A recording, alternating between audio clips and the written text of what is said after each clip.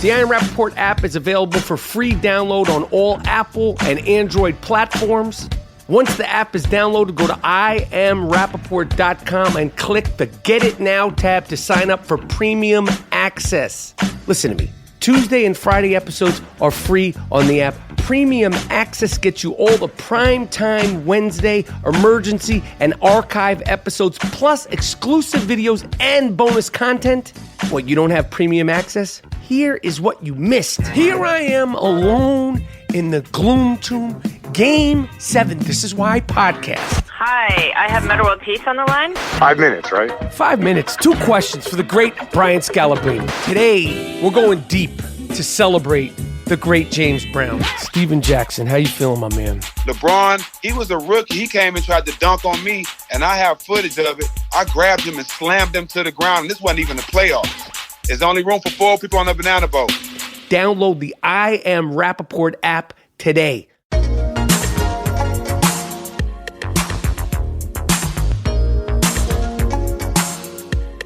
What's up? This is Michael Rapaport. You are now listening to the I Am Rapaport Stereo Podcast. I'm on a new diet, a new fast, so I'm in a bad mood. The Eastern and Western Conference NBA playoffs are all set. Plus, we have special guest Candace Parker. She's an MVP. She's an Olympian. She's a Finals MVP. She's going to be in the Basketball Hall of Fame. She's a great shit talker, a cool-ass person. We're talking NBA playoffs. We're talking playing in Russia. We're talking real Chinese food while living in China and the lack of deodorant used by some foreign opponents with the great Candace Parker. But first, me and G Moody, whose last name rhymes with duty, are going to set the table. Miles, Jordan, let me get something funky.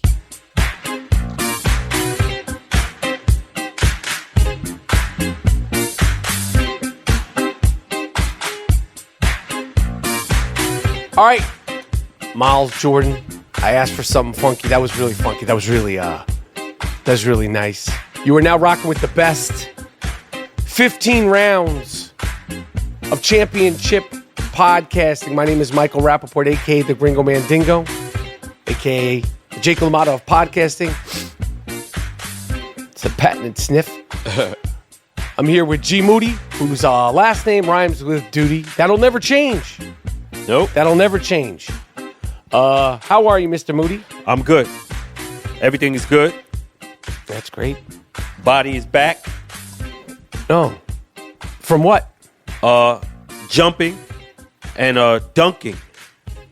The people voted. They said no. I believe it's like over 1,000 people voted, and like I think you had 6 people said that was a dunk, and one of them was a compassionate kill. Our guy. I don't know his real name, but he draws dope. How do you say his Instagram handle and his Pa? But that's my man Phil Hamilton out of St. Louis. Yeah, I love his art. He said that he thinks you did dunk. Your body said that you didn't dunk, and the fan said that you didn't dunk. It's been a lot of disarray, a lot of blowback. But you are healing up. Yeah, I'm good. Everything's good, man, and a lot of cats acknowledge a cat jumping and grabbing the rim and doing all that, so I'm good, B. Was there footage of you hanging on the rim? Oh, yeah, man. I don't know how you didn't see that. No, I mean, like, actually, like, I'm hanging on the rim, like, monkey barring it? Nah. Just getting up there and doing it at this age. So just pulling it. So people were impressed at that, and then they compared their dads, and they was like, yo, this fucking guy broke his ankle going to the store.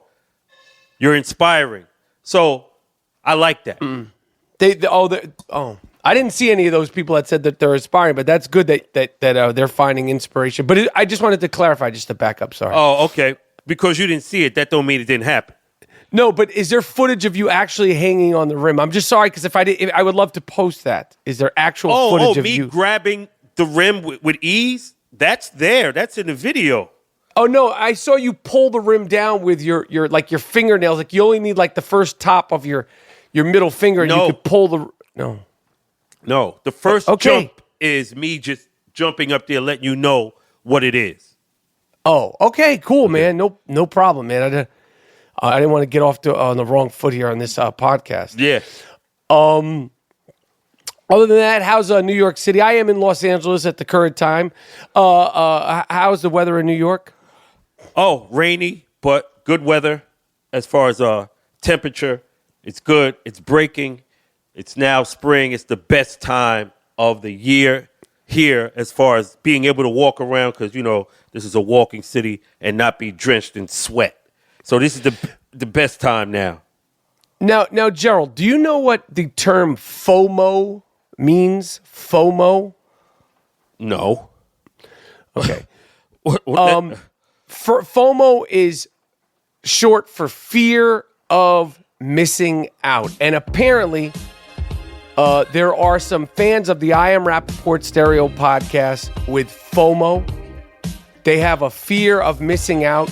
They are missing out on premium access to the I Am Rapaport app. They are missing out on emergency podcasts, and they are missing out on the Wednesday prime time podcast. And I want to say, do not live in FOMO, people. FOMO. Don't do it to yourself. There's no reason to have FOMO. Just come. Just come because you are missing out on gold. Okay, the game that has been sweeping the podcast nation was launched the other day in primetime, premium access only, unfortunately. The game of sick fucks or beyond sick fucks with judge and jury Dean Collins, the first ever game. It's a controversial game. People are up in arms on some of the decisions that Judge Dean Collins made. Okay? Do not live in FOMO. Get yourself a premium subscription to the I Am Rapaport app. I wake up with pride. I go to sleep with pride knowing that just me, myself, right now, will never fuck the fans. We will never fuck the fans. The premium app is only $2.99 a month. Okay? You can't even get a roll of toilet paper for $2.99. Okay? $2.99 a month. Do not have FOMO. Do not have FOMO. Do not miss out on emergency episodes, emergency podcasts. Do not miss out on the complete back catalog. Some of the greatest interviews in podcast history. It's NBA playoff time. There's so many things going on in the world. You never know when an emergency podcast will be put out there. You never know when an emergency short film will be put out there. You never know when we will be playing sick fucks or beyond sick fucks. Again, okay?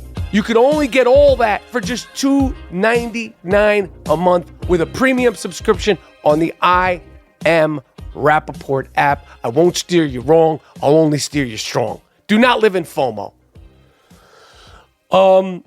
Moody. Yo. The playoffs are set. The playoffs are set. The Golden State Warriors are playing the Houston Rockets starting on Monday. We have a few days off to just chill. Monday, they play on the 14th.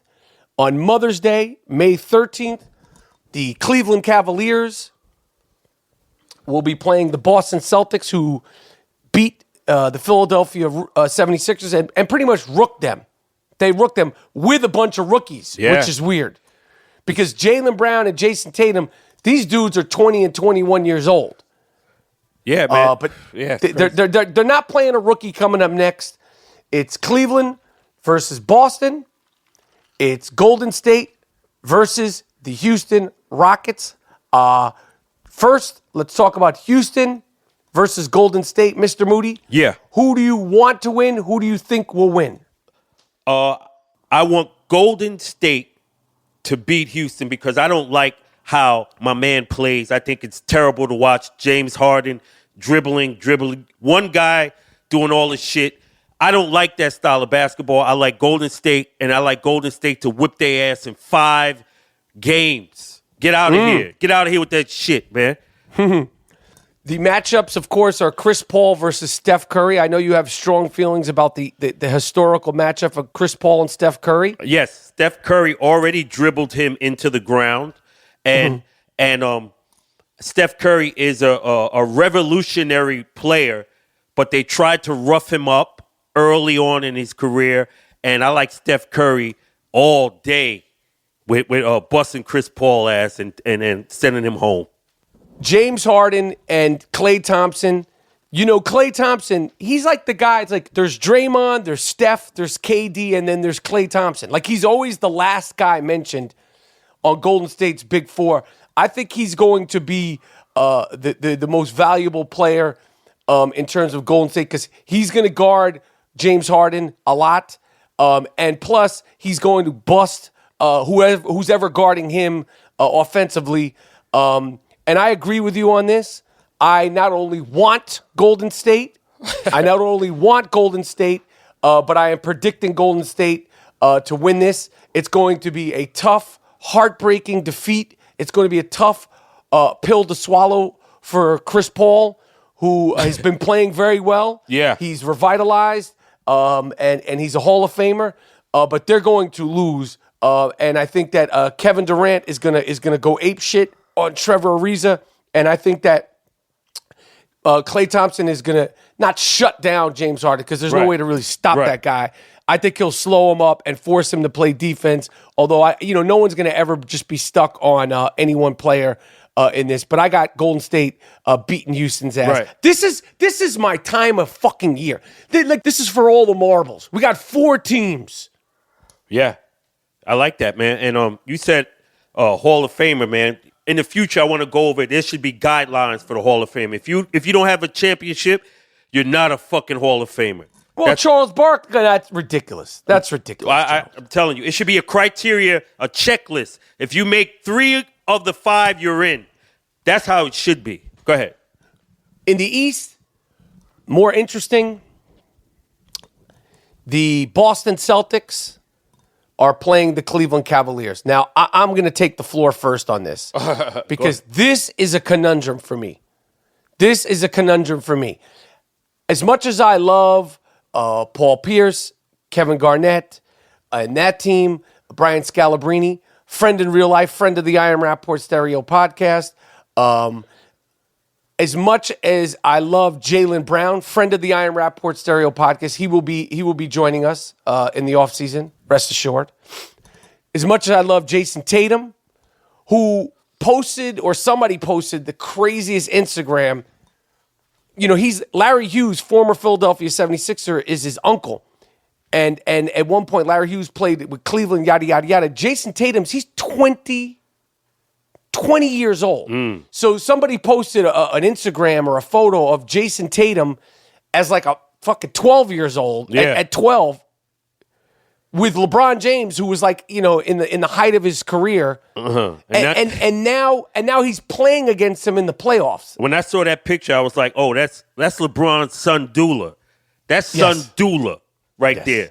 Well, what you think LeBron gonna do to him? Think of that. And he's begging this motherfucker to follow him on Twitter. That's son Dula. I wouldn't put that shit up for the playoffs. Nah, man. I'm looking like a little boy, and I gotta guard this dude.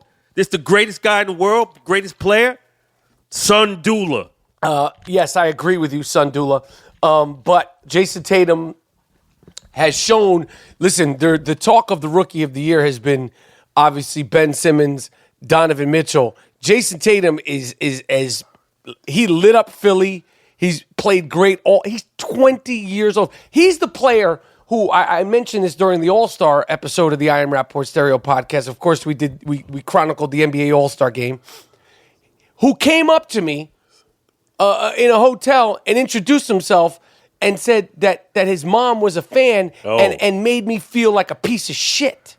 Because I'm like, you don't got nothing to say to me. You're just coming over to me to introduce me to your mom because she's a fan because I'm 48 and your mom's probably a little bit younger than me. Right. Really, really was a daunting, eye-opening experience for him to say, my mom is a fan of yours. I'm like, I'm a fan of yours, but great, thank you. I met his mom. She's very sweet, but it was a real reality check. And the funny thing is the same thing happened with Jaylen Brown.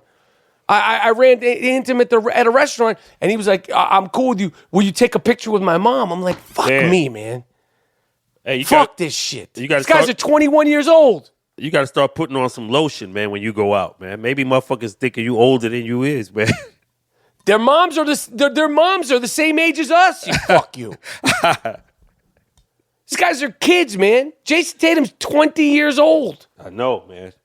Get ready for LeBron. He's 33, but he playing like he 18. Well, this is what I have to say about this series, because we all know how I feel about the Cleveland Cavaliers and LeBron, and I have acknowledged his greatness. That being said, I want his ass. No, Bruno. I'll say that again. I want his ass, and I'll say no, Bruno, once again.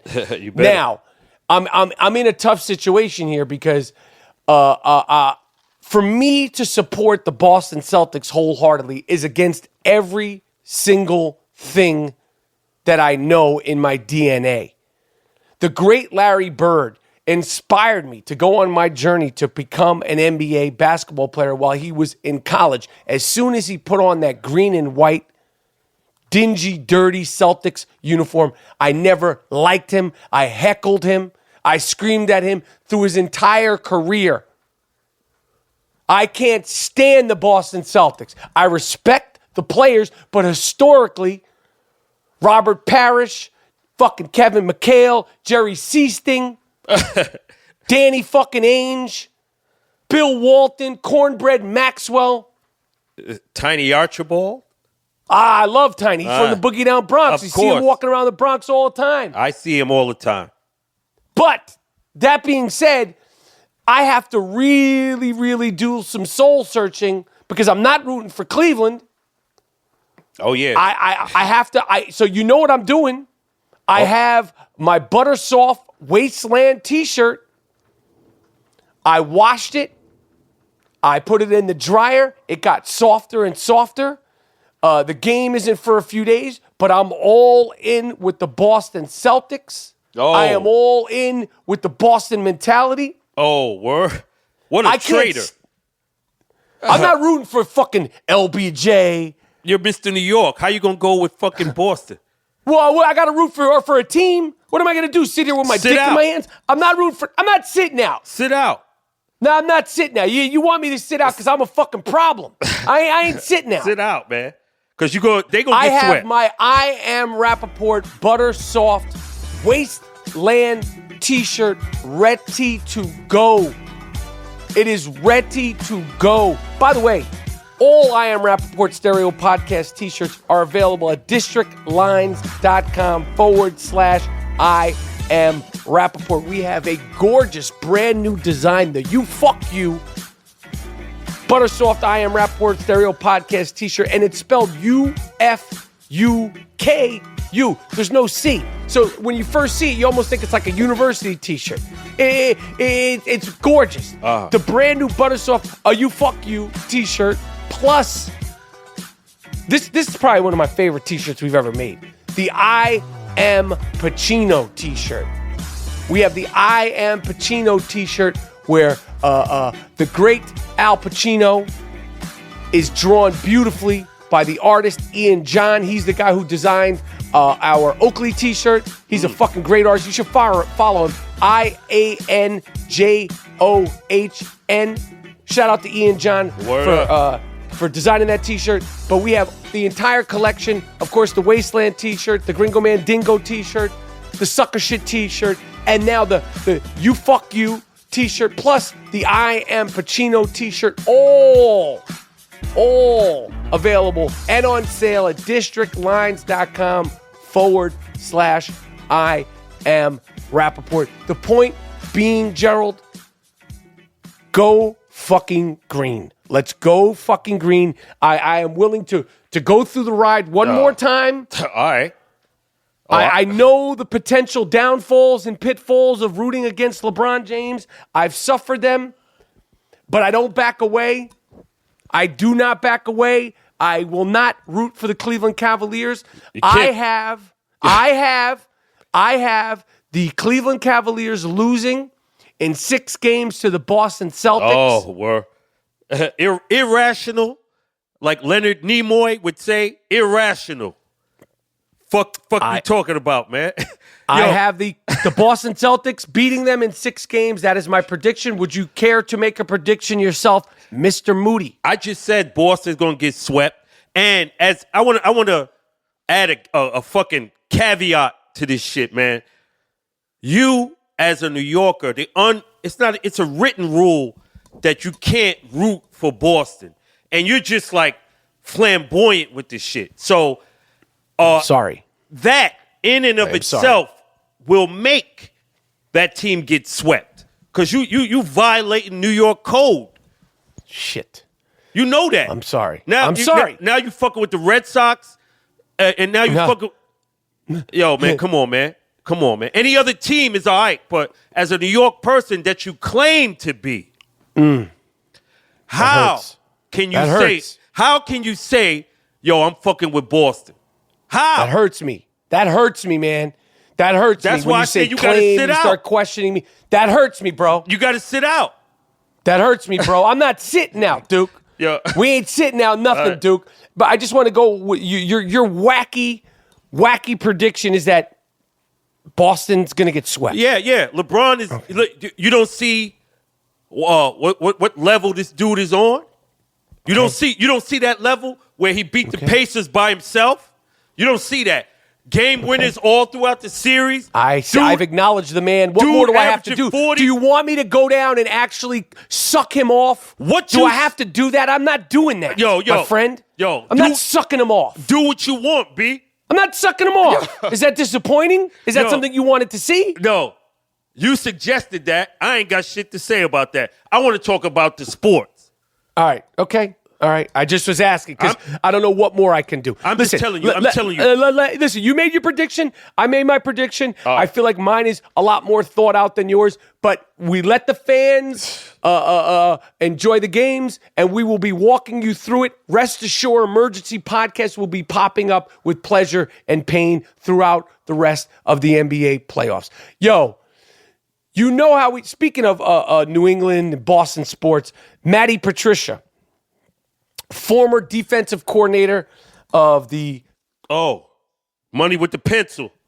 New England Patriots, yes, with the pencil. He's now the head coach of the Detroit Lions. Some reporter from Detroit dug up some bullshit.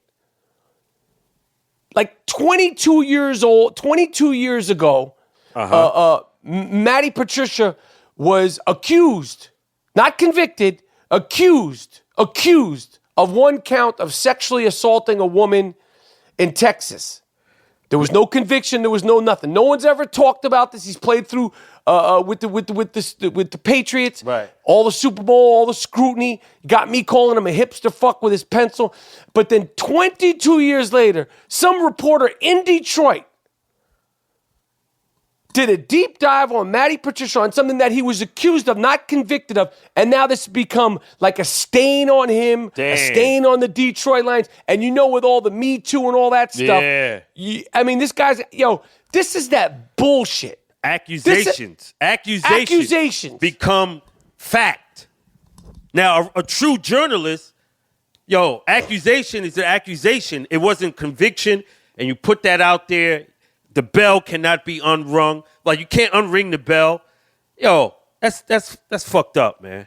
And Matt Patricia said, he made a statement, said, I was innocent back then, I'm innocent now, basically fuck off. And I'm glad he said that. And as much as I like to break his balls, I stand with Matty P. Yeah. I stand with his pencil. Grow your beard out. Tell that reporter to fuck yourself. Kick some ass with the Detroit Lions. Yeah. Shout out to my man, Amir Abdullah. Yeah. I don't like any of that bullshit. These people with their blogs and their bullshit reports. You don't have anything better to do with your life?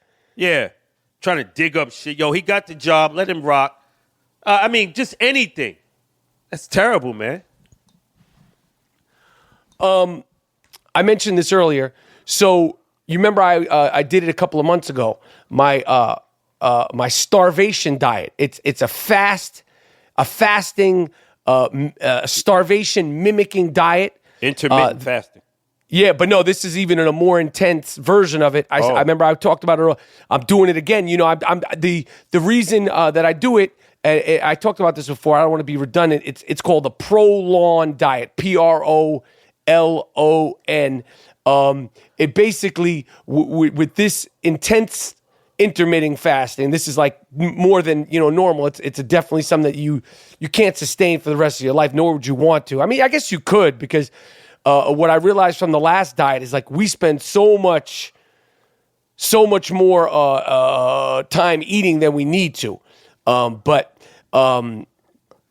all that. I'm not a scientist. I don't want to get into that, but I've started. I am now on day 2 of my second round of this fast, and I do it, of course, because of the health issues that I've gotten from taking medicine. For my ulcerative colitis. We know about my ulcerative colitis. We know about my 3-point position. We know how I feel about the 405. For most people, it's just a freeway. For me, it's a public bathroom. We know all that. All that. But go ahead. Can I ask you a question? So when you're fasting, do you still have to use the highway as a toilet, or is it slow? Does it slow up the defecation?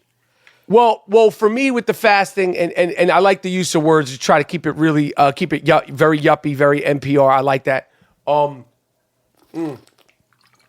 Excuse me for drinking water, because one of the great things you have to look forward to when you're fasting is you get to drink as much water. They encourage you to drink as much water as you want. It's something really great.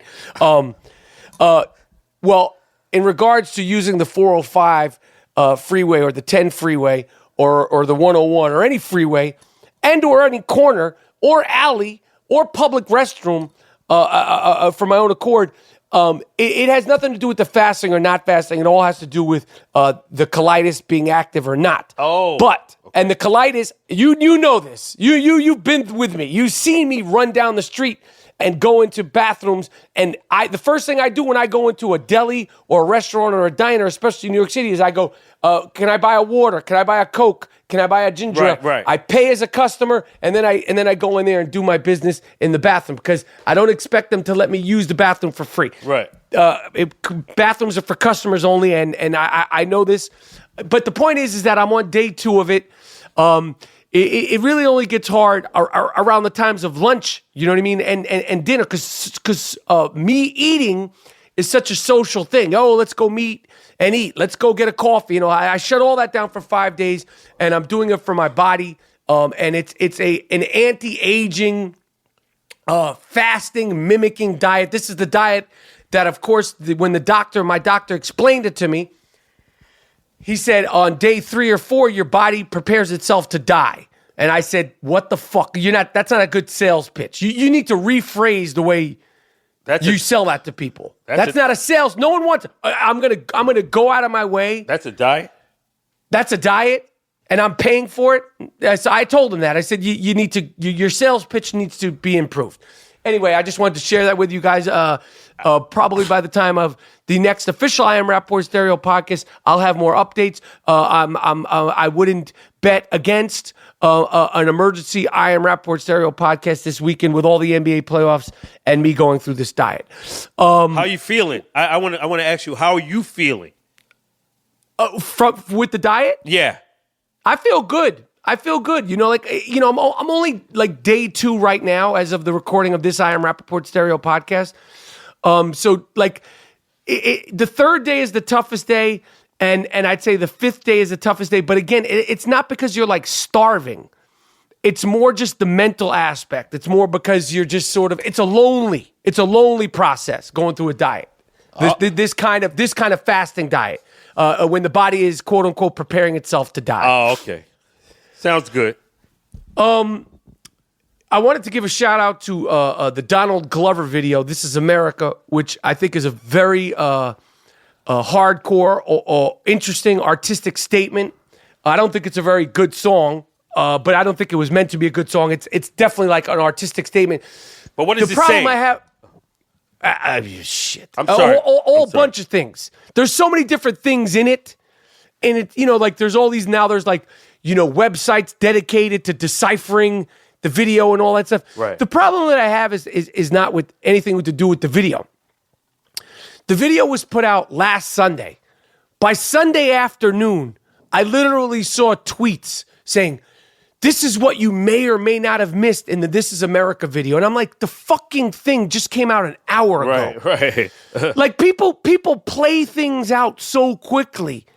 You know, as good as This Is America video was, or as good as, you know, a certain song by a certain artist might be, it's like motherfuckers want to gas things up and just, you know, like, you know, eat it like fast food. And in a week, you're not talking about Donald Glover's This Is America anymore because you spent so much time like posting it on Instagram. You watched it 100 times. There's no marination process. And the next thing you know, you're on to the next one. Yeah, it's just a video. Yeah, but people they get so amped on everything so quick and they don't let it marinate. Like, this is an instant classic. And then next week, you're not even discussing it anymore. Right. But he's definitely a talented dude. And, you know, like, I mean, that guy's fucking talented. I just don't. I don't know. Like, I haven't heard what was the point of the video. Like, what message was it trying to convey? Like, it says, "This is America." What message was it trying to convey? Well, you could go online and you could look at, and it's not like Donald Glover explain it. These are all fans, and they're like, "Well, it's conveying this, it's conveying That's what that." I'm saying. You don't know what the fuck he's doing. Right. It's like everybody's like going and like it's saying this, it's saying that, and this part of the video is saying this and saying that. Whatever the case is, I definitely am a fan of Homeboy. Yeah. I love that show, Atlanta. I think it's totally bugged out. I just want everybody to slow down when they're consuming art. Like, let it marinate, whether it's a show, whether it's a record, a movie. Don't just, you know, anoint something an instant classic. Watch it, and then never watch it again. Right. And I hope it's not just all, you know, I haven't seen it, but I hope it's not a gloom and doom thing where it's like, this is America and it's all bad and it's this and that. Because every day I'm out here and I see a lot of good and I like America too. So I hope it's not all gloom and doom. That's all. Nah, you should check it out. It's definitely smart. It's subversive, and there's like little, as they call them, Easter eggs in there, plopped in there. Right. What else is going on? As I mentioned earlier, we have the Hall of Famer. She ain't in the Hall of Fame yet, but she's going to be in there. She's won every single award that you could possibly win as a female basketball player. She's considered the best or one of the best basketball players ever, female basketball players ever. I don't like to, what is the word when you put titles on it? But she's a woman. Candace Parker. She's a Finals MVP, a regular season MVP, 2-time Olympian. Played in Russia for 5 years, 5-time champion over there. Played in China. Great story, great shit talker, loves basketball, loves the NBA, loves the playoffs. She's coming up next on the I Am Rapaport Stereo Podcast, a fantastic shit talking extravaganza with Candace Parker.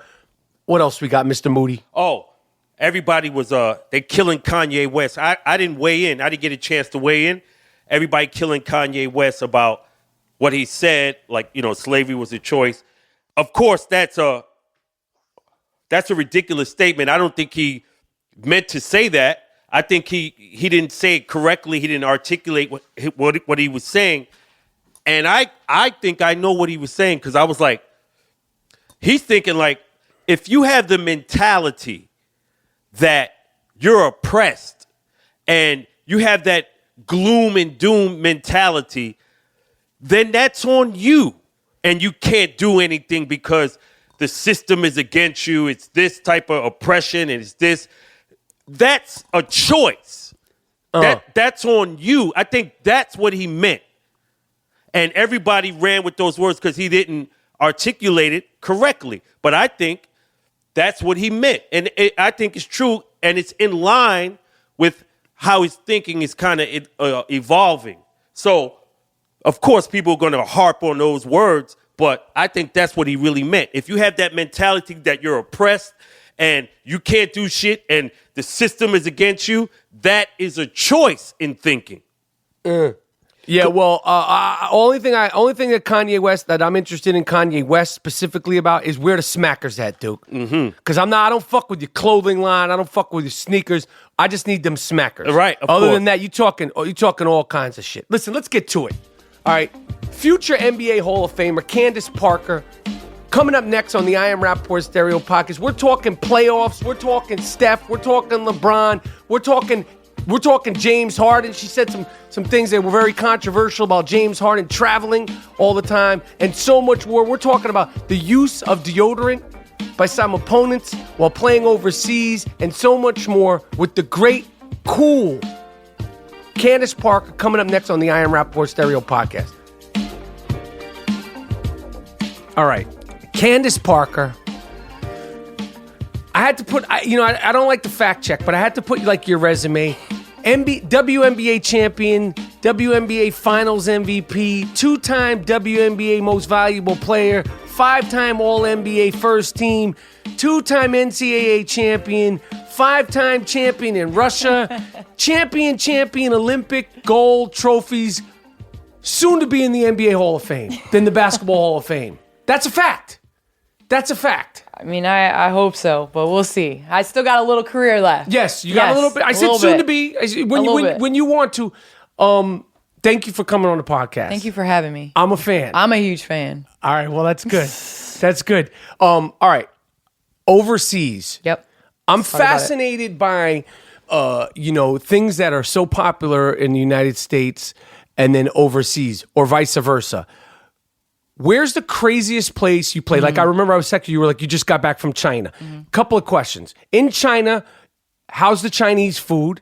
What is it like being a professional basketball player in China? Give me everything. Like, what is your takeaway? If I say, Candace, what was it like playing in China? Just, what the hell is that like? All right, so China. I'll start with China. First of all, I played in Russia, Turkey, and China. Those have been my 3 countries that I've played for an extent. Where you did a residency. It's not like you for the Olympics where you're in and out. No, I played there regularly. I played in Russia for 6 years. I played in Turkey for 1, and I played in China for 2.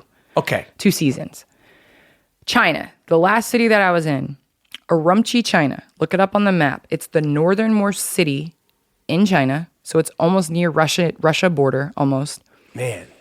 And it holds the Guinness Book of Record for the furthest city from a sea. So the furthest city from water.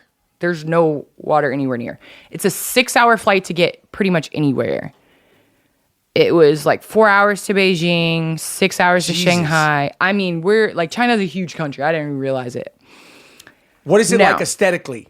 Okay, so I get there. I take my daughter everywhere. How old is she now? She will be 9. Okay. Yeah, she'll be 9. And I take her everywhere. So we roll together. That's the way it is. I signed with the team. I'm like, listen, you don't want me without her. So Christmas was approaching, so we had to spend Christmas over there. So we get there. We live in a hotel because in China, you want to live in a hotel. So, the food is pretty good. I don't eat red meat and I don't eat pork. Okay. So over there it was really difficult because a lot of the stuff is pork, red meat, all that stuff. So I stuck to chicken, stuck to seafood, stuff like that. Okay. I don't eat anything that I cannot see through. That's my rule. But you can see through chicken? It's like it's clear. I got you. It's like, the juice is clear. I got you. So that's kind of my rule. Okay. I don't know. It's just I got sick the first time I went to China and it was with a steak and I just had a bad experience. So that stopped it. Yeah, I can't. Yeah. Okay. So it's nothing against China or anything, but I just don't eat anything overseas that I can't. Over here, where you eat beef? I mean, meat? I don't eat beef. Okay. I don't eat beef in America. Yeah, but it stopped in that spawned the idea. Yeah, that's where it stopped. Okay.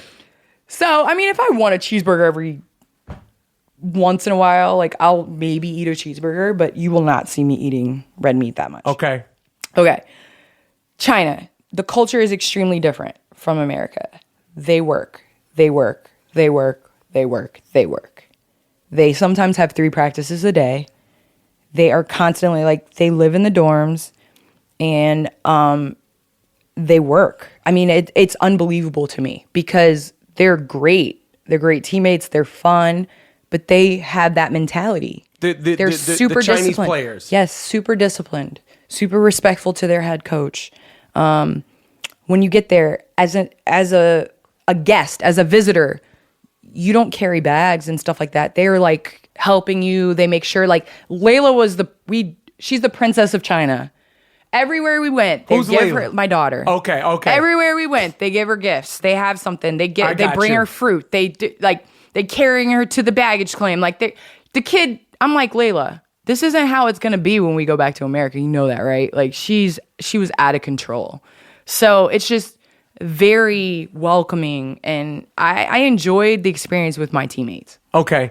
And when you say 3 practices a day, are you like, yo? I mean, as an American, I'm the only American on the team. So in your contract, you write, I'm only doing 1 practice a day. Because see, the way my body is set up. The way my body is set up is I can only do 1 a day. Yeah, I play year round and I can only do 1 a day. How do they treat female professional basketball players in China? Like, is there more recognition? Is it less? Is it the same? Is it more visibility? It's crazy because China is such a basketball, they're basketball fans. They love it. Because the time change, when you wake up, the NBA's on. So it's 10, 11 o'clock, you're eating breakfast, the NBA is on. So you're watching it and, everything. So they're fans. They know what's going on. Okay. They had my jersey. They had my first signature shoe. Okay. There were a couple fans that had that. Okay. So they're into basketball. I mean, Okay. our All-Star game that we had with the Chinese, the foreigners play and the Chinese team plays. And, I mean, it drew. There were 15, 16,000 people there. It's on television. So basketball is huge over there. And then what about Russia? 5-time champion over there. Yeah, Russia is unique. It was my first experience going overseas. How old were you? I was 23. Okay. And I had a 5-month-old baby. Okay. And the first time I went over there, I took 10 bags. I packed diapers. I packed green beans. I packed baby food. I packed everything because I didn't know what they were going to have. My mom was like, they have babies too over there. I'm like, I just want to be prepared. And I get over there. My daughter's first experience going to school was in Russia. Probably her first word was Privyet. But, she really embraced the culture. And so with that, how could I not? I mean, it's the kids over there. I think it's more so as being a Black American when you're over there. You think of it when people are looking at you like it's just like, oh my God, they hate me.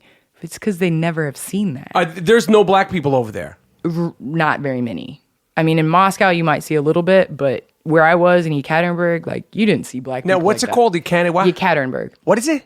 Yekaterinburg. Now, what is that like? Is it like, are we like in Iowa? Is that like Chicago? Like, what is the aesthetic of? It's kind of like a little big city. It's the 4th largest city in Russia. Is there Starbucks? There was the Starbucks when I left. So 2 years that I played there, the last 2 years, there was Starbucks. They opened up Fridays. All the Americans stood in line for 2 hours to get into this Fridays. TGIF Fridays? They had a Fridays there. They And it had was like a Kentucky Fridays? Fried Chicken. The McDonald's over there is actually better than the McDonald's at home. It's fresh. What players, what countries? You've competed in the Olympics, World Games, this, that, every freaking kind of thing that you could compete in. What countries are the roughest players internationally? What countries talk the biggest shit? What countries are the dirtiest? And some countries, they don't believe in deodorant. So give me the whole layout, in terms All right, of. I'm going to give you two. I'll give you 2. Okay. So Turkey is the toughest.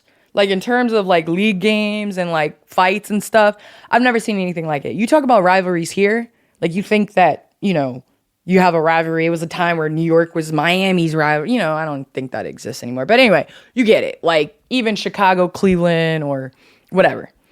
Fenerbahce and Galatasaray, I watched a game. I wasn't playing for Fener yet, but I was watching the game. It was a EuroLeague championship. They were playing each other. So much so that when they play regular season games, if you're the home team, only your fans are allowed. The other team's fans aren't allowed to come to the game. Because it's too nuts. Because there's too many fights, whatever. So During the women's games.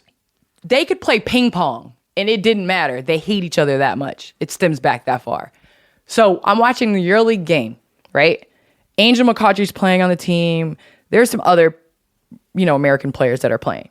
They're lighting coins on fire and throwing them on the court, and they're burning the court. This is when the game is continuing. And people the ref is bending down and picking up the quarters and throwing them. There's armed guards sitting between, a whole section is rented out, and armed guards are lined up on each section to separate the fans. A fight broke out, and a guy is being brought out. He's bleeding. This is with the fans. This is with the fans. Don't play for Fener and then go to Galatasaray's McDonald's. Don't do that. Like, it's unbelievable the amount tell of passion. you all, like the Oh no, there's rules of what side you can go to. There's spit shields over your bench. Are you serious? Yeah, because they'll spit and all that stuff. I'm not kidding. Like, there's been so many Americans that have gone over there and gotten into fights, and because they let, like, the refs let stuff go, and, like, you know, it's just. How physical are the games? The games are extremely physical, and the problem is over there, some of the refs can be, like, you know, kind of paid off a little bit. On the so take. you can always tell sometimes when, you know, oh, okay, I see how that's going. Okay. Yeah. Breath and body odor. Like, we have different things over here. I'm a very big proponent and very sensitive to smells.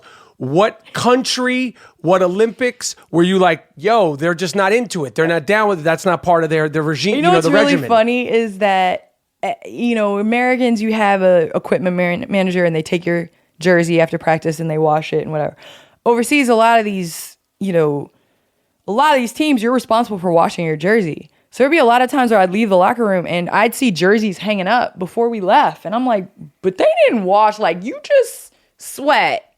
And then you just hung your jersey This your own teammates were in the even talking window about. to dry. Huh. Like, that's very interesting. Okay. So I think there are different rules, I guess, over there. Got you. You know, and I don't try to understand it. I just know, you know, I'm one of those open and honest people. So I'm the one that will have the difficult conversation. Like, listen, it's not that we don't like you. It's just that you smell. And the reason why I'm talking to you from a distance is just... The reason why I back up every time you say P's or H's is because your breath smells. You'll tell them. I will tell them. Olympics. All right. These opening ceremonies, like, you participated in 2 Olympics. Mm-hmm. What is that like walking into in Beijing, London Olympics? Like, is it everything like that you could imagine in terms of the magnitude? It's unbelievable when you walk in and you're behind your flag. You're behind your flag and you represent your country. I mean, for me, at that moment, that's when you realize the magnitude of this is something that you've dreamed of since you were a little girl. Like, I flipped on the television and I can tell you in the 96 Olympics, that's when I said I wanted to be Olympian. I remember watching that and to wear the American flag across your chest. And all these experiences of me going overseas, I mean, everybody talks about, oh, America is so messed up and da-da-da-da. It just solidifies how I love being an American. I mean, it's the way it is. And so to be able to experience that and to be able to be one of 12 to represent your country, I mean, it's nothing like it. What is the comradeship between the female Olympic basketball players and the American Olympic? Like, are you guys chilling? Are you hanging out at their meals? Like, are you seeing like Usain Bolt? Yeah. You know, like you're around all these people. Yeah. So for USA Basketball, we didn't stay in the village. The men and the women. The men and the women. So the men, you know, we're with the men, and they can't stay in the village. It would be too crazy for them. They're too big of stars. They're too big of stars. So we would visit the village, but we stayed with them in the hotels. So we would go visit at the village, and I have pictures of Usain Bolt. At the time when I was in London, I was obsessed with Serge Ibaka. Took a picture with him.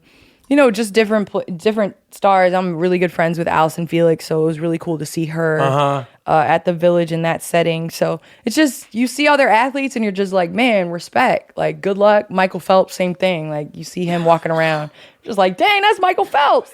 You saw him. Yeah, like, it's crazy. Where do you keep all, like, you got trophies, medals, awards, pins. Where do you keep all this stuff that you've accumulated over the years? Like, there's so many awards that you've won. You know what's so funny?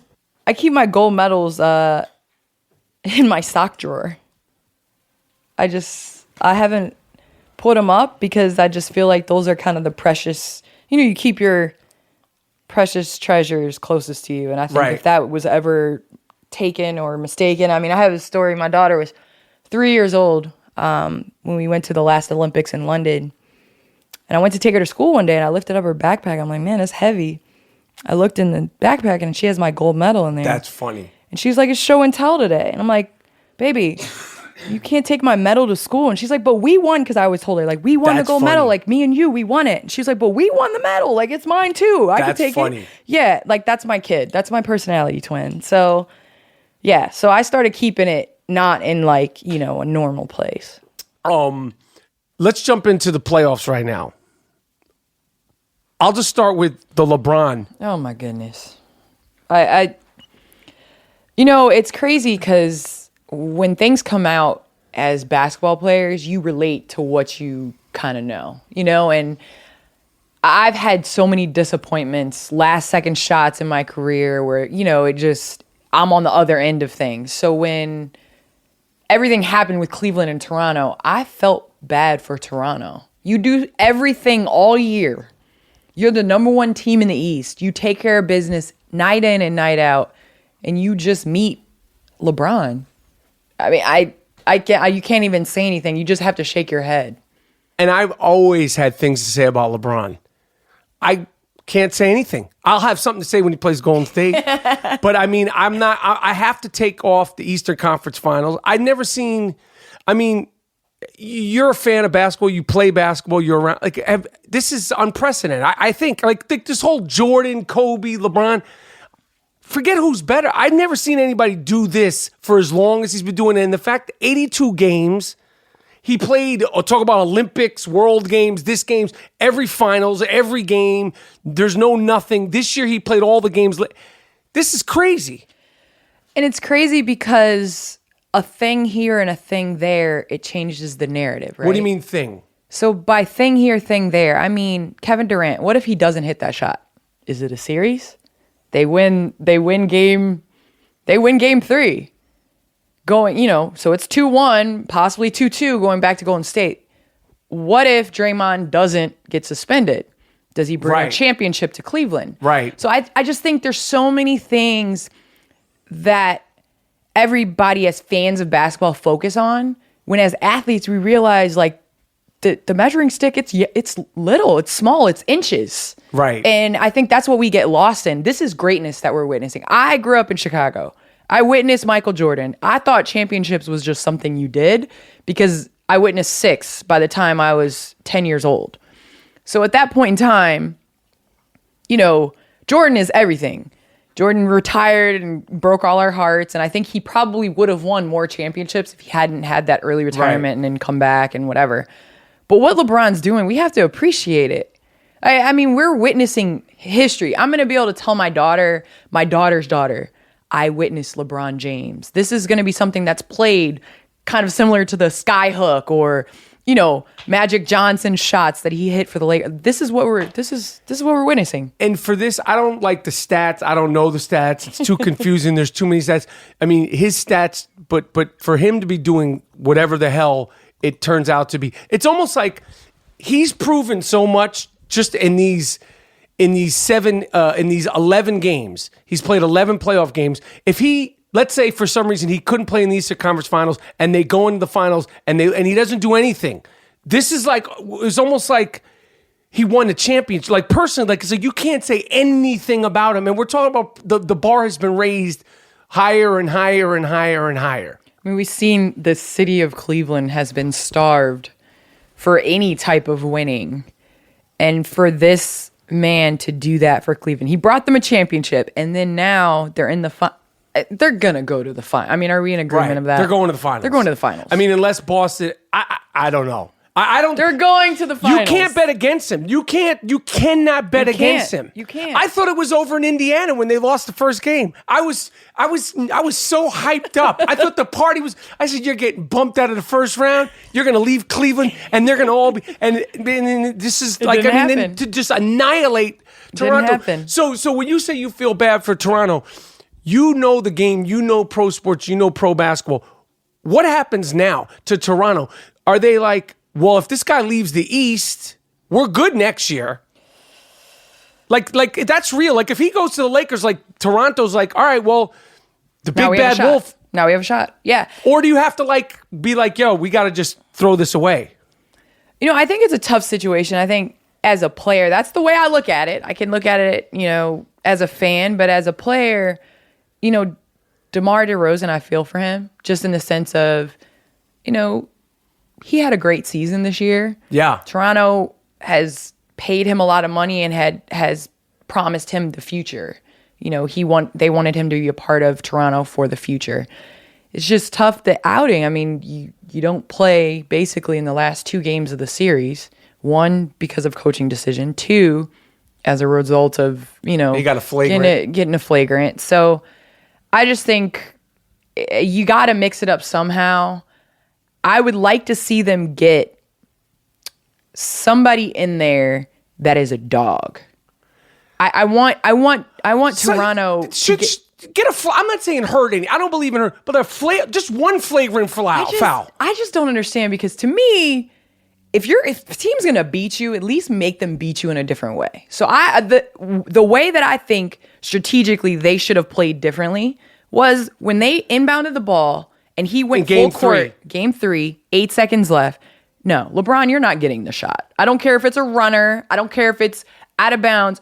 J.R. Smith just checked in the game. He hasn't shot a shot. And somebody's shooting it. Even if it's wide open. Somebody else is shooting the ball. I don't agree. care. Somebody else we're doubling off it. You're going to have LeBron is Karl Malone's size. Karl Malone that played during the era of Michael Jordan. Dribbling the ball and passing and shooting. So you're going to let him with a head of steam come down the court in transition, which was very smart, by the way, by T. Lue. I don't know if that was T. Lue. I agree. Or LeBron, but that was very smart. Right. Not to advance it. Right. They chose not to advance it. Yep. I agree. Every person that knows basketball a lot better than me, you being another one of them, that I've ever interviewed, and I've asked that about LeBron, there is no way to stop him, but you have to at least let someone else, because even if it's a 50% chance, a 60% chance, a 90 to 10% chance, at least it's a 90%, 10. With this guy now, he's got voodoo going. That's voodoo. That game 3 shot. You just pulled that out. No, but now it's we can't, he's so relaxed. He's not going to miss it. He's not nervous. It could be 0.6. It could be 8 seconds. That shot looked good in regulation in game 1. It was dead on line. I mean, it looked good. He's out there. I mean, and in there, I think it was game 3 or it was game 2 in that third quarter where he was like, I'm just going to work on turnaround jump shots. And I'm not going to go in the post I'm going to do turn around left, turn around right, turn around step back. It literally looked like, how you see those workout videos? It was oh, we're working on turnarounds today. This is the NBA playoffs. I mean, I can't even add to that, because you're right. I mean, LeBron is out there playing with them. But I think what people don't understand is Father Time always wins, right? But he's 33 doing this. 15 seasons. This is his 15th season. He might as well be 43 in terms of basketball years. He's 45. Exactly, because he's played since he was 18 years old, getting to the finals, whatever.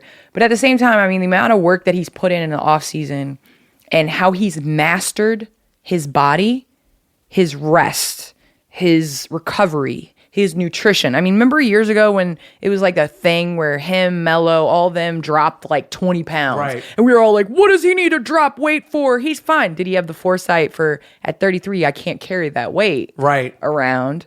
I need to do something about it. It's that mentality that I'm most impressed with, is that the fact that we laugh like fine wine, but that's what he's done. I mean, it's nuts. It really is getting to the point where he's mastered the mentality, the mental aspect of the game, but he's also physically stronger than everybody on the court. What do you do? You've probably had this, and obviously it's at a different level. Do you think, the younger players are fanning out against LeBron? I mean, not during the playoffs, but you see guys I've been watching this guy my whole career. And you're they're out there with him. And it's not Michael Jordan with the Wizards, where it's kind of you knew there was flashes of it. It's you get these 21-year-old kids, 20-year-old kids, 19-year-old kids, and they're out there competing. And I'm sure, you get it where you're playing overseas, or there's girls that are 19, 20, they're 21. Yeah. And they're you are their idol. And you could kind of feel them they're giving you that recognition. Do you think that affects how these guys are going at LeBron? Do you it confuses you? I think it does affect them, because LeBron he's been so dominant at such a young age for a long time. We were calling him the king at 18, and he's lived up to everything of what we said. But I will tell you this. And this is the thing. Allen Iverson, I remember watching that game where he went at Michael Jordan. He wasn't scared. And I saw that same thing that Donovan Mitchell did. And I like that kid. Right. I like Donovan Mitchell. Me He's too. not scared of the moment. Because a lot of people think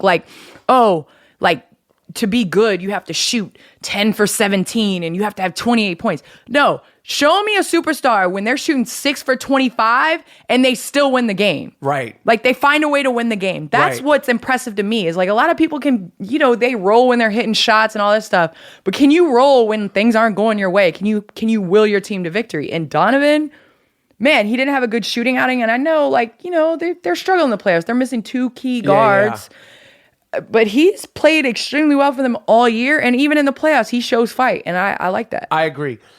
So based on everything we know, as of today, injuries, not injuries, who does it come down to in the last 2? Who are the last 2 teams? Like Golden State, let's say Golden State, Houston, who wins that? I mean, here's the thing. I said all along, as great as LeBron is, he's fantastic. He's coming out of the East. But I said they're all in the East playing for second.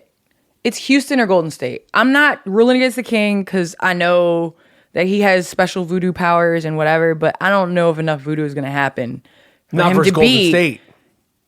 Golden State or Houston. Yeah, I don't know Houston as much, but I like Houston, but you're not I think he could get in their head. Like I think he could. I'm not saying they'd win, but he ain't beating Golden State. I'll tell you, the reason why Indiana was successful in that series against It's because Cleveland of why? Is because they had dogs. They had people that were not afraid of LeBron. They had Oladipo, who has that knockdown. He's been knocked down. He's been traded. Right. Whatever, that mentality of like, let me reintroduce myself to the league. Right. Versus, you have Toronto that like, I mean, they knew they didn't have anybody to guard LeBron. But then they had like a different mentality. Like, I don't think it was that killer instinct that they needed. Now, some players on their team, yes. But as a team collectively, no. I think Houston has dogs. Chris Right. Paul, Yes, he's not going to be afraid. Gonna quit. He's not afraid. Right. And Houston can hit threes. Right. So with that being said, LeBron, okay, we're going to give you the drive, which Toronto couldn't really hit threes with them. So they were, exchanging threes, stopping LeBron, giving up threes, whatever. Houston can hit threes. So LeBron, okay, get your 50, and we're going to just stand out here beyond the arc and hit 16, 17 threes, and we'll see how we trade threes for 2. The crazy thing about these playoffs is like Durant has been ridiculous.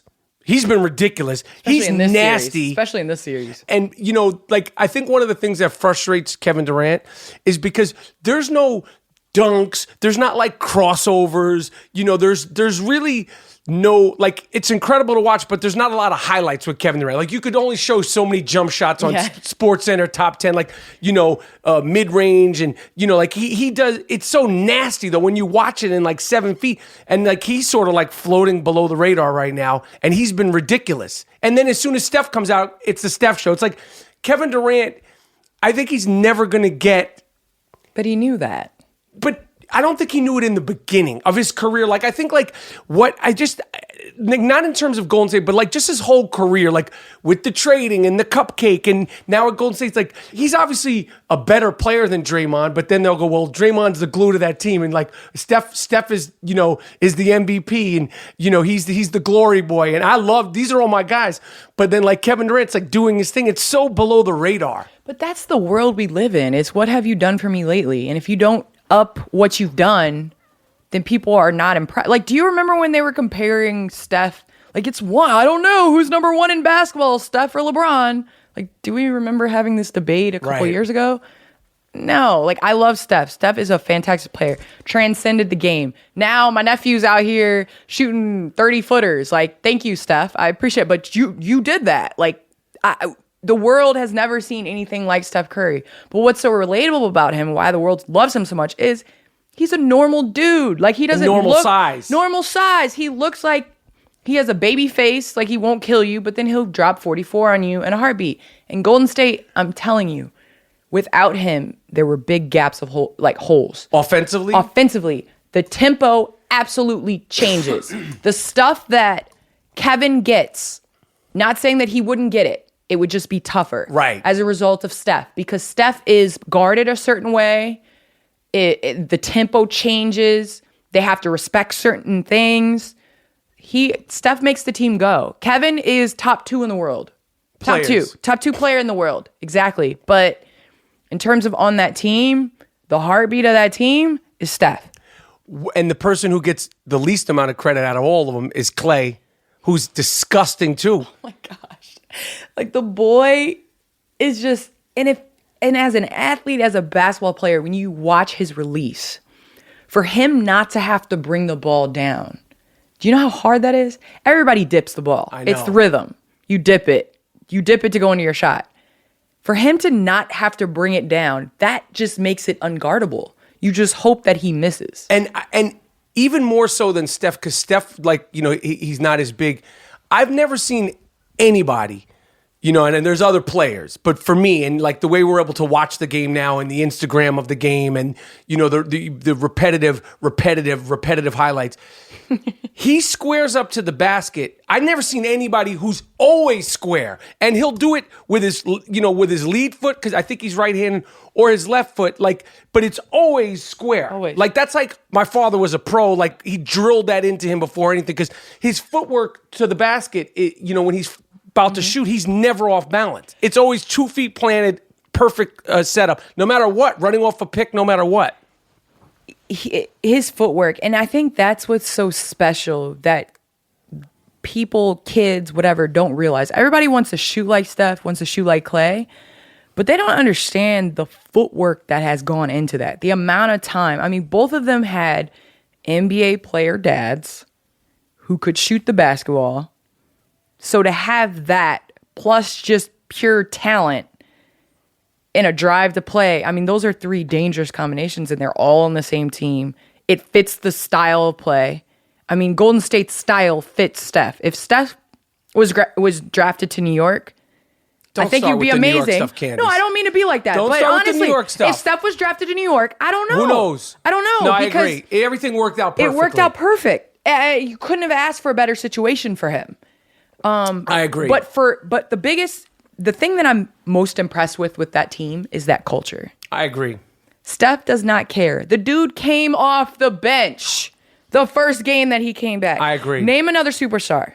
Would James Harden come off the bench? Nobody would. Carmelo said he's not coming off the bench going in the next season. So I'm just I just don't think that gets enough credit of the fact that they don't care who gets the credit, because you're going to eventually get the credit. Yeah. You know, there's enough to go around at this point in their careers. Yeah. Normally, you don't figure it out till Chris Paul's 33. Yeah, he just seems now. He just is going to Houston and okay, now they're playing. They're in the prime of their careers and they figured it out. Yeah, I agree. And they never needed to learn it. If Candace Parker is the GM for the Oklahoma City Thunder, okay, you're out here in Los Angeles. Ooh. Russell Westbrook is sick. But, and as much as I love him, and he's a freak. Can anyone play in peace with Russell Westbrook at this point? Talk about, the ferocity, the intensity, the motor, I love him. I mean, you're taller than him. Like, when I first saw Russell Westbrook, I was, I can't, it was 4 years into his career, and I was like, yo, this guy's ridiculous. He's 6'3", maybe 6'3 and a half. Yeah. And then you see, this guy's a savage, but they're not winning in Oklahoma. Paul George is not coming back. He's not coming back. Here's the thing with OKC. And this is the same thing that, and I'm saying this as a Russell Westbrook fan. Yeah, how could you not be a fan? I am the biggest fan, and I think people didn't pay attention enough this year. He averaged a triple-double again. And nobody's talking. I mean, people were like, oh, well, he's searching for rebounds. Well, you know what? Tell all the bigs. Tell Rudy Gobert to steal rebounds. Right. You're talking about stealing rebounds. Come on. But I honestly think OKC is one of those organizations, like the Lakers, that maybe might not do what's necessarily the greatest for winning, but in turn, they're succeeding with Russell Westbrook in attendance, in support, in all that. Are you really going to get better? No. No. But what are they going to do? How long can he keep doing this? But that's my thing. And that's what I was saying, is that the way in which he plays, longevity-wise, it's really tough for him to continue to do that. And you saw him try to give the ball to Paul George and try to give the ball to Melo. And then everybody, oh, why isn't he taking the shot? He's not being aggressive. Then when he goes and tries to do everything, then it's, he needs to use his teammates. So it's just I don't know what he's going to do. I mean, as a player, I know it has to be frustrating. I know it has to be. Because, I mean, I don't know what to even tell you with what you're saying. Do I think he should stay with OKC? Yes. Do I think OKC should keep him? Yes. Like, I'd like to see that. And he's one of those dudes that is loyal as... Right. He's loyal. Right. He's ride or die. He is. You said something when we first started about shots being missed, balls being turned over, little things that leave you tossing and turning after the game. Are there certain shots going back to college that just like you'll never get over, or moments like how hard is it for you to turn that off? That damn it, that missed shot, like when you lay down or when you're on the plane after a game, like is it just like running through your head? Do you, and also follow-up question, do you dream in basketball? So do the first question. That's a good question. It's hard to turn my mind off anytime. I'm a constant student of the game. I love basketball. So I can tell you a misplay in Utah that might have changed the way that we look at even Michael Jordan. I mean, some mistakes that, Malone, he didn't turn the ball over. Jordan doesn't steal it from him. He doesn't come down. Is he epic? Does he end his career on making that shot with Chicago? So there's things like that, but that's basketball gods. That's the way it is. So for me, when I was losing those moments, you think about that moment, but there's so many other moments leading up to that changed the course of the game. Is that what you'll start to focus on? That's what I try to focus on, the things that I can control. So, it wasn't that moment that lost the game. It was all the other things that I didn't do. You should have never even gotten to that point. It shouldn't have been to that point. So, I mean, we lost this year in the finals. Everybody's talking about Game 5. We were up 2-1 at home to win the championship. We lost on our home floor, and then we went to Minnesota in Game 5 and lost again. Right. So everybody's like, oh, Game 5. No, Game 4 was when we could have won the championship. Right. How hard is that to stomach that? I mean, you're almost spoiled. When I read you've won this, you've won that, you've won this, you won that. Is it still like none of that matters when you're taking a loss in real time? When you're I'm telling you, it's like when you're a competitor and you taste what it tastes like to win a championship, all you do is want more. You talk about dreaming of things, like you dream of it. Do you dream in basketball? Yeah. Like what? 100%. Like you dream because I dream of playing professional basketball to this day. I love it. It's a damn shame. I love it. Now, so what position are you? It's never. I can only recollect one actual dream in my actual life that I actually got on the court and actually played. Okay. And I went down the baseline. It's like, it's not like real, but it's like I was there. I was playing against the Celtics for the Knicks. And you're playing the Knicks. Okay. And I can't dunk, but like I came down the middle and like lightly dunked it with my left hand. That's the only time that I could. But all my other dreams involve like getting to the arena and being locked out of the arena, getting to the arena. Oh my goodness. Not finding my uniform, getting to the arena, can't find my sneakers. It always involves security being like, you don't play like this that. Is classic. That's real. This is real. I just had a dream, something in regards to the Knicks when they announced that David Fizdale was the coach, because I love him. Yeah, and I can't remember. Is cool. He's good for them. I agree. So, but like when because you're an actual player and you've had actual experience in so many different experiences, college and WNBA and an overseas and Olympic, like when you have a basketball dream, is it literal like I'm talking about, or literal like you play, or is it more like fantastic and dreamy? You know what's crazy is I dream. Well, I'm the one that's on the plane and I'm asleep and I wake up because the ball is being thrown at me, and I the person next to me is looking at me crazy because I do the whole That's funny. Fake, I have to catch it and I think the ball's gonna hit me in my face. So that's me dreaming of, basketball. Like they throw me a pass and I'm like, I wake up from my dream. But in terms of dreams, I dream games all the time. And it's crazy because sometimes when I'm playing in a game, I'll be like, yo, I dreamed this. I know I did. I've been in this situation. It's almost like deja vu almost. It's crazy. So that type of stuff. Now, do I wake up and remember every single moment? No. But before we won the championship, I dreamed we lost. And I woke up heartbroken. I was heartbroken. You remember it? I remember. I woke up from it. Do you tell your teammates and your coach this? Hell no, right? No, I don't tell them. You can't share that. Yo, you dream. I dream we lost. Yeah, I don't share that with them. But I was like, yo, and I felt like we won because I felt that feeling. You know how you can't do anything after you lose after the season? You know, it's over. You got to wait a whole nother off season and then the season starts and then no, I felt the way that it felt. Like I woke up and my pillow was so, like I was upset. Like, I got you. So yeah, I have dreams about basketball. Becky Hammon is in the mix. Yeah. For the Milwaukee Bucks job now. There's other jobs. My man Stan Van Gundy left each other. Who knows? What do you think the chances of her getting an NBA job? And what do you think the chances of, you know, I believe it in my lifetime. I mean, I'm not that old. And in your lifetime, you know, I think that, you know, with Becky coming under Popovich, that I don't know when, it might not be this year, a female head coach in the NBA. What do you think the chances of that are? So here's the thing. I have to talk about this a lot just because... Is this brought up all the time now? This is brought up all the time. One, as a result of Becky doing her thing in the NBA. Two, as a result of I was a TV analyst for TNT and covered the men's NCAA tournament. So it was me and guys sitting on set. And so I get a lot of these questions in terms of, you know, what's it going to take? And first of all, Becky's in the correct system. Right. The world needed somebody like Popovich, who is the coach. Right. I mean, he's up there to embrace this. And there's no better coach to do it. And when you talk to him or ask him about it, he's like, do what? Right.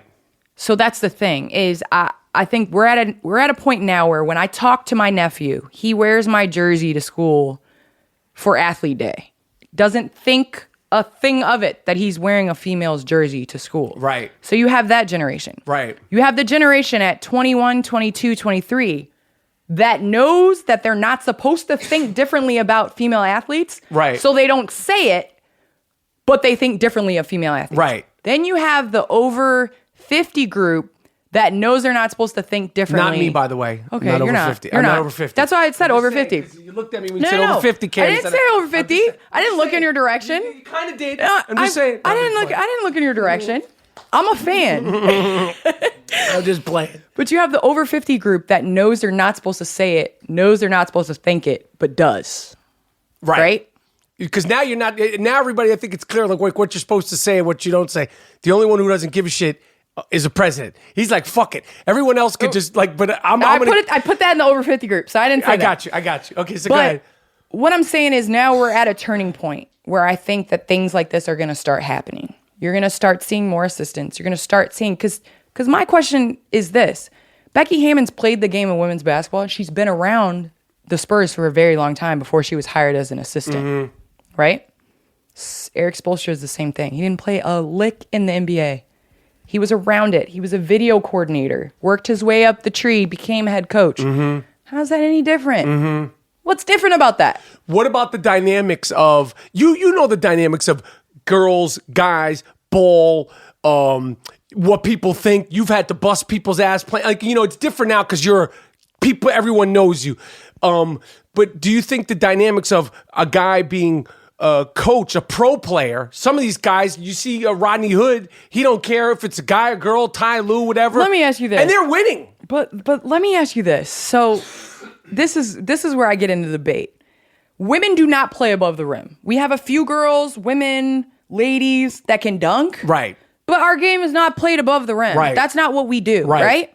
Rudy Gobert in the first round of the playoffs missed like 7 layups, right? So if he can't dunk it, technically, from a skills point of view, skill-wise, is okay. Right. So my thing is, from a skill point of view, that I totally agree. I feel like game recognizes game, and we understand that. We understand basketball. We understand technique. We understand footwork. We understand all that stuff, right? That's the technicality. Head coaches don't really teach people how to dunk. Right. So if you want to bring in a dunking head coach or a coach that can teach you how to dunk, don't call me, don't call Becky or anything like that. But everything else, we can diagram a play to get you a bucket, get you a dunk. Right. So all I'm saying is that I think the questions that women have to deal with in terms of one of the first questions I asked Becky, I'm cool with her. I was like, yo, so what's the deal? Because I know all of us receive a lot of different questions that are just like, what? You roll your eyes at. She was like, everybody wanted to know, like, how is it in the locker room? But I have a man head coach that coaches for the LA Sparks. Nobody asked him that question. Right. So it's just that type of stuff. I think we're almost over that hump where we're like, oh, can we stop asking these stupid questions? Right. About like, how is it after the locker room? Like, how is it with us in the LA? Like, right. Come on, turn your head, walk out the room. Right. Like, what? Right. It's that's no, the least. To me, it's that's the least. That's what do you the need least to of it. know? I don't know if she's going to get hired this year, but like, and I don't know if she'll open the door for it. Yeah. That's the biggest thing. You got to open the door at some point. My New York Knicks, my guy Fizdale. Mm-hmm. Give me some hope. I love Fizdale. Yo, Fizz is my guy. Got the terrible treatment with Memphis. I mean, I agree. I'm happy for him because I think he ended up in a better situation. It's New York Knicks. Okay, better situation, I said. I'm hopeful for you guys. No, you I know. I'm a Bulls fan, so we're in the same boat here. Listen, you get no sympathy from me about I'm you being a Bulls fan. I mean, I'm just saying. Like, you care less. You guys have more. I don't care. Do you understand? 1973, the banners in the Garden, I've been up close to them. They're literally falling apart. They have holes in them from moths. That's reality. Well, we haven't had a championship since '98. I could care less. You don't get any sympathy. You had Michael Jordan. You get nothing from it. And you had Derrick Rose. I mean, yeah, we did have Derrick. So I don't care. Man, but we see, oh my goodness. I wanted it for Derrick too. It's hard playing at home though. But Fizz, I think he's a great candidate. I think he's a great head coaching choice for them. I just want them to have some sort of plan and direction that they're going in and stick with it. So if Fizz is your guy, in 2 years, I don't want to hear that he's not your guy anymore. Right. Like, that's your guy, you stick with it. Right. You know, and keep it moving. I agree. I mean, you can't. Look, what would Golden State have done if they would have got rid of Steph because of injuries? Right. At some point, you got to stick with your person, and that's who you are. And then it's loyalty, it's respect. You play for that. And that's a culture. It's a culture. And I think Fizz will create that culture in New York. I agree. TNT analyst, you did the thing with KG, and I know a lot of people I thought it was dope. You sort of mocked potentially James Harden's shuffling of the feet, which I love it. Do you hear from James Harden? Like, the people because it's that shit talking. I'm a shit talker. I mean, I shit talk with the best of them a little bit. Sometimes I get in trouble for it, but my point to KG in saying was, how was an up and under travel when they let guys in the NBA do the James Harden and do the Giannis Antetokounmpo? I mean, Giannis will have a top 10 play on SportsCenter, and he will travel from half court and get an and one, and everybody's going ape shit over this play. And it's like, he traveled. Like, I don't understand how this isn't, like, how you don't think this is a travel. So that was my only thing, was I had to mimic James Harden because he does shuffle his feet sometimes. Not all the time. Now, the dude has handles. He gets to the rack quick, gets a shot off. Amazing.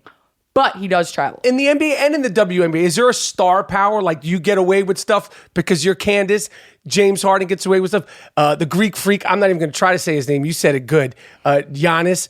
Like, is there like a sort of like, oh, we're going to give this guy a little bit more leeway because...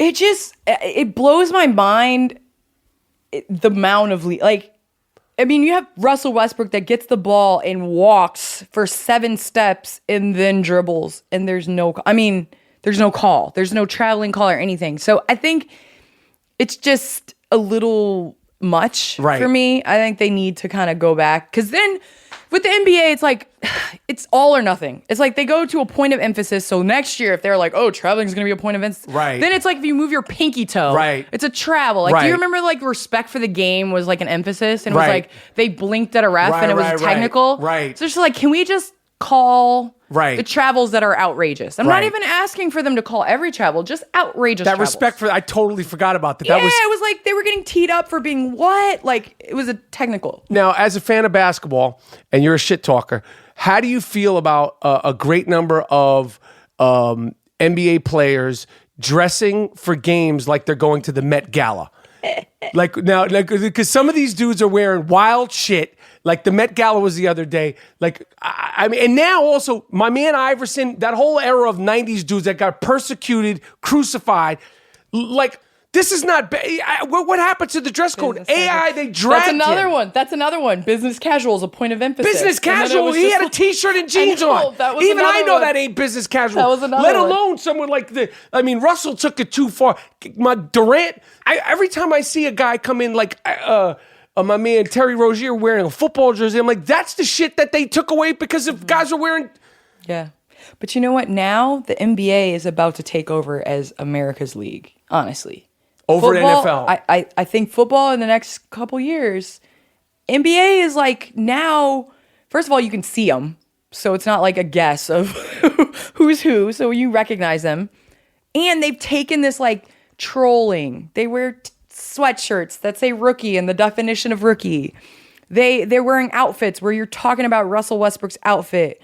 You're talking about him. So you think it's good for the game? I think it's great. And because that's what it is now. It's the Instagram. That's what it is. They whether want it's the little good, short bad. clips. They want something to draw viewers. I mean, we were laughing about this because the whole Russell Westbrook, Kevin Durant story, it was like every time I turned on the television, it was like, have they played? Like, what happened? Have they played? Like, what? Is this the fourth game they're playing? Right. Like, are we still talking about this? Right. So it's just, they love storylines. I know. That's what NBA is. And, you know, I just, the NBA is doing a hell of a job at it. So you doing sideline, you doing analyst, is that something you want to do when you're finished playing? And how much more are you going to be doing during the playoffs, if any? And like, what is your dream with that, if a dream of it at all? So I love basketball. And I love sitting on my couch watching basketball. So when TNT said, hey, we want you to work for us and do that, it was like, okay, that's considered work. And then you go there and it's such a great family atmosphere. You have legends that I'm sitting there sharing chips with, and they're talking to me as an equal. And I love it because they were talking the game of basketball. So I would love to transition into that after basketball. It's my passion, and it's something that I'm going to do anyway. So why not, get paid for it? But in terms of basketball, I've learned if you plan too far in advance, there's other plans. Right. So for me, I'm going to focus on this season, figure it out, then the next one, then the next one, then the next one. Or if it doesn't, whatever. I hope I'm prepared for whatever's thrown my way. All right, obligatory question. It's always with the NBA. Yep. You always say, who's your top 5 NBA players? Oh, goodness. All right. Who's your top 5 female basketball players? If you were starting a lineup and you couldn't be on it, who would you pick as your top 5? So I had the honor to play with Tisha Penicheiro. She's a point guard from Portugal. Grew up watching her play with the Monarchs, and I wanted to be like her. She was the one that brought that Jason Williams flair to the WNBA. She was throwing no looks and all that stuff. So Tisha Penicheiro, she's also my agent now. So that's cool. Yeah, it's really cool. She was my teammate, my agent, all that. So she's number 1. Diana Taurasi is one of the best players to play the game. I was her teammate in Russia for 2 seasons, and she's phenomenal, passing, scoring, competitor. So I'd have to say Diana Taurasi. As a competitor, it's hard for me to list Maya Moore as one because we're still playing against each other. But at the end of the day, she's a great competitor, and I've had a lot of fun competing against her. Okay. That's 3. That's 3. I would say Tina Thompson. I grew up trying to emulate her turnaround jump shot, and she was one of those undersized posts, so that stepped away from the basket, was able to shoot the 3, and that's when I kind of was like, dang, just because I'm 6'4", it doesn't mean I have to be under the basket. I can shoot 3s too, and face up and all that stuff. And then of course Lisa Leslie, she was my teammate for 2-3 years on the LA Sparks, and I learned a lot from her. I was her rookie, and she's the best center to ever play the game. Top 5, if you're making, not even the best, your 5 favorite players. They don't even have to be positional. NBA players of all time. You're if you're setting a lineup these are my guys, who would it be? All right, so I'm gonna start with the bigs first. Okay. Because the guards get hard. Okay. Shaq. And I think everybody remembers the throw it to him in the post Shaq and just let him go to work and bang and bang and bang. I'm talking about Orlando Magic Shaq. Right. That Orlando Magic Shaq that used to get up and down the court Shaq. Right. That one that used to start the break, give it up, get it back Shaq. That one. That's who I want on my team right there. He was so dominant that you take it for granted, and he made it look so easy. Mm-hmm. He did it to everybody. I tell them all the time, Orlando, wow, for letting that walk away under technicalities. Right. But anyway, the 4. Now, this is difficult for me, but I'm going to say Hakeem Olajuwon is the one that I feel like I watched most as a kid. My dad would put on clips of Hakeem Olajuwon's footwork because everybody at that age always talked about guards having footwork, but posts needed it too. So to watch what he did, and that just reaffirms that my up and under isn't a travel KG because Hakeem Olajuwon used to do the up and under all the time. And that, I mean, it wasn't a travel. That's great footwork. So anyway, Hakeem Olajuwon.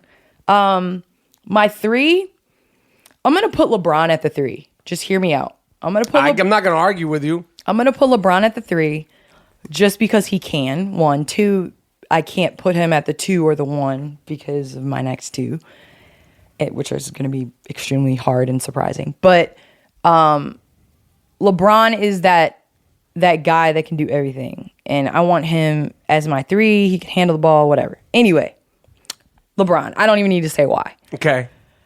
My 2 is difficult. Just doesn't matter. I'm going to skip my 2 for a second. I'm going to go to my 1. Okay. Allen Iverson is my 1. Okay. Allen Iverson is the reason why I wear number 3. Allen Iverson was the reason why I was able to be who I was because as a result of me being a girl. Like, he acted the way he was, and it didn't matter. He's still acting the way he is. And as much as people hate on him, I respect the hell out of it just because it's like he's not going to conform to what you want him to be. And I think that's how I've grown up. That's how I was taught is like, just because you're a girl, I had 2 older brothers. My dad was like, we're going to treat you the exact same. Just because you're a girl doesn't mean that you can't do this. Just because you're 6'4" doesn't mean you can't bring the ball up the court. So everything that I am is a result of trying to emulate him. I had his sweatbands, everything. Like my brother played with him in the NBA. He gave me his number 3 bands. I still have them in my office on. Oh, that he actually wore? Yes, he wore them in a game and handed them to me. That's cool. Like, it was insane. So anyway, AI is my number 1. Number 2 is hard because I don't want to leave Kobe off because I'm in LA and Kobe's my dude and I think he is definitely top 3. But if I have to pick you can't leave MJ off. Right. And I can't put Kobe at the 3. And I can't put him at the 1. Right. So you're leaving Kobe off. So I have to bring him as my first sub. So I'm hoping he'll He's your take sixth man. I'm hoping he'll take it as like a Steph Curry approach where it's like the culture I'm trying to build. Maybe Kobe now, but Kobe when he was playing. Yeah, like Kobe now. He might I have think more he's of a gonna- perspective I think Kobe on now it. is going to have a perspective as like, you can't leave Mike off of the list. And Kobe really can't really play. I mean, he can play the 3. Right. But so.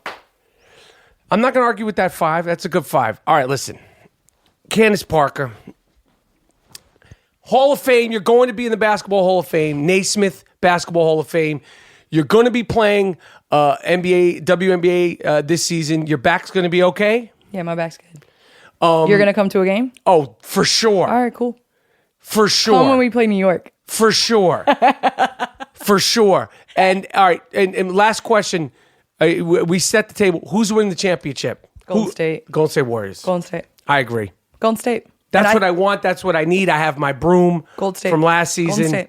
Golden State. Golden State versus Cleveland. Golden State versus Cleveland. I like Boston next year, though. They're a good team. LeBron comes west. I got Golden State, Boston in the finals. Next year. If LeBron comes to the Lakers, I got Boston, Golden State in the finals next year. All right. Candace Parker. Thank you so I Am much. Rapaport Stereo Podcast. What can I say? We've said it all. All right, we're done. Thank you so much. I told you it was good. Candace Parker, thank you for rocking on the I Am Rapaport Stereo Podcast. Listen, do not live in FOMO. Do FOMO. not live with fear of missing out. Get the I Am Rapaport app. Once the app is downloaded, go to IamRapaport.com and click the Get It Now tab to sign up for premium access. The game that is sweeping the podcast nation, sick fucks or beyond the sick fuck, is up there with premium access only. Premium access only. Get the I Am Rapaport app. Do not live in FOMO. Get premium access, primetime Wednesday episodes, emergency and archive episodes, plus exclusive videos and bonus content. It's the I Am Rapaport Stereo Podcast. Mr. Moody, fantastic show. Fantastic insight. Miles, Jordan, the Dust Brothers, take us out of here with something funky. Let it rock for the people. Enjoy this episode. Tell a friend to tell a friend to tell a friend. It's the I Am Rapaport Stereo Podcast. Once again, thank you, Candace Parker, for coming on the show. You were fantastic. And that's it. I'm done.